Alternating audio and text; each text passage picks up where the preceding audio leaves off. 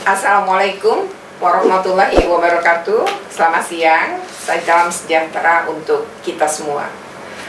Sahabat Caper, pandemi dan pembelajaran jarak jauh atau belajar dari rumah ternyata memicu angka putus sekolah dan juga terjadi pernikahan anak.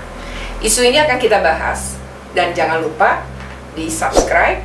Bagi yang sudah subscribe terima kasih, bagi yang belum tolong di subscribe, like, comment, and share.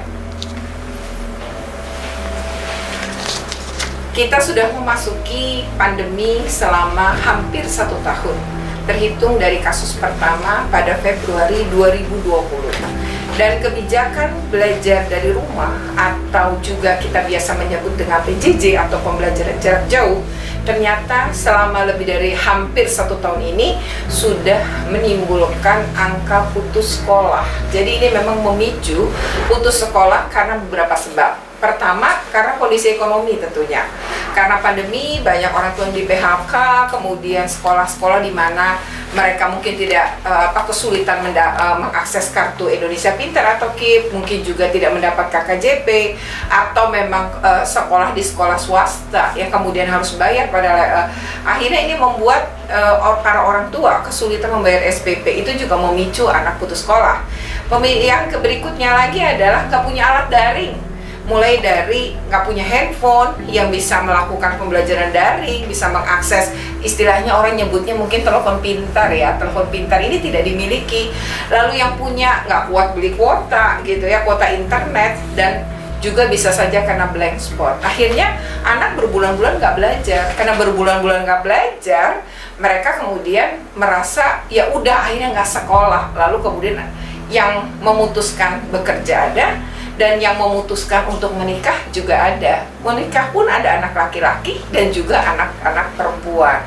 Kalau merujuk pada data dari Komisi Perlindungan Anak Indonesia atau KPAI, selama masa pandemi ini ternyata ada kecenderungan putus sekolah. Itu ditandai dengan sejumlah pengaduan. Ada 31 pengaduan yang masuk ke KPAI terkait dengan masalah tunggakan SPP, mulai dari minta dikurangi sampai nggak sanggup bayar sama sekali. Nah ini anaknya kemudian sudah mau lulus dan itu juga menjadi problem. Akhirnya banyak sekali angka putus sekolah karena nunggaknya bahkan sejak pandemi, jadi sudah hampir setahun tunggakan sekolah. Lalu ada juga anak-anak yang kemudian memilih bekerja. Nah, ketika memilih bekerja, pekerjaan yang mereka pilih umumnya pekerjaan informal.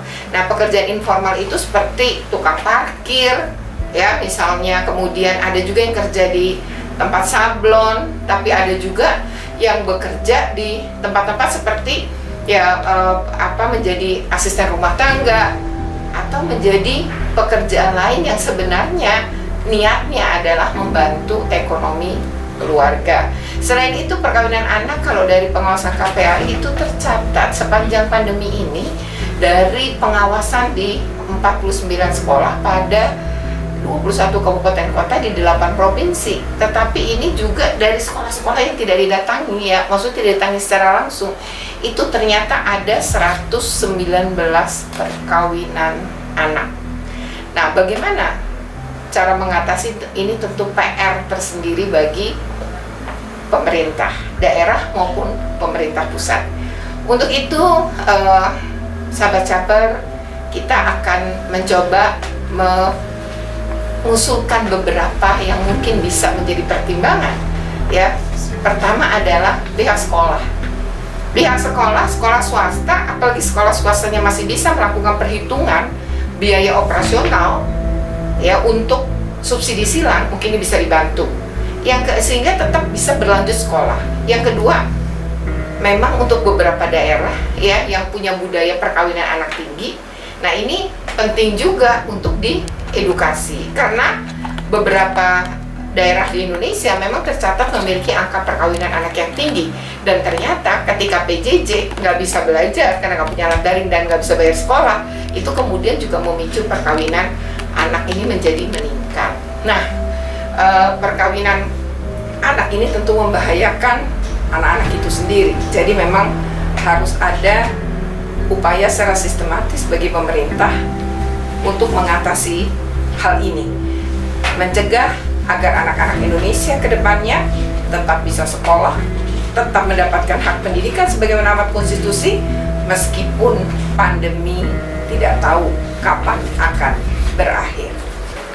Jangan lupa di subscribe, like, and comment, serta share. Sampai ketemu lagi pada catatan penting Retno berikutnya. Selamat siang. Assalamualaikum warahmatullahi wabarakatuh.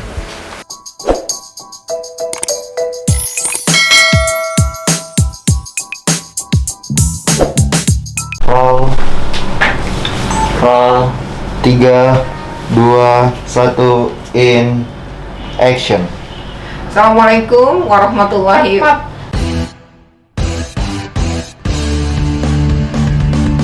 Oh iya. Keep roll. Aku yang ingat. Jadi kita akan bisa menjadi apa yang kita mau sepanjang kita mau berusaha. Oke, jangan lupa untuk kayaknya. Maaf. Jangan lupa.